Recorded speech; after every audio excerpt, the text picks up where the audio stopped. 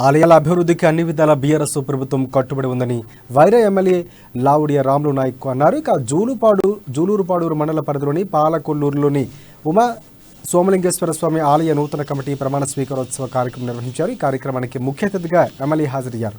తెలంగాణ రాష్ట్రం ఏర్పడిన తర్వాత బీఆర్ఎస్ ప్రభుత్వం రాష్ట్రంలో అన్ని దేవాలయాలను అభివృద్ధి చేసేందుకు కృషి చేస్తున్నామని తెలిపారు. పాలకొల్లూరులోని శ్రీ సోమలింగేశ్వర ఆలయ అభివృద్ధికి తన వంతు సహాయ సహకారాలు ఎప్పుడు ఉంటాయని ఎమ్మెల్యే స్పష్టం చేస్తున్నారు. ఇక నూతనంగా నియమితులైన ఆలయ చైర్మన్, కమిటీ సభ్యులు ఆలయ అభివృద్ధి అన్ని విధాలుగా చేయాలని సూచించారు.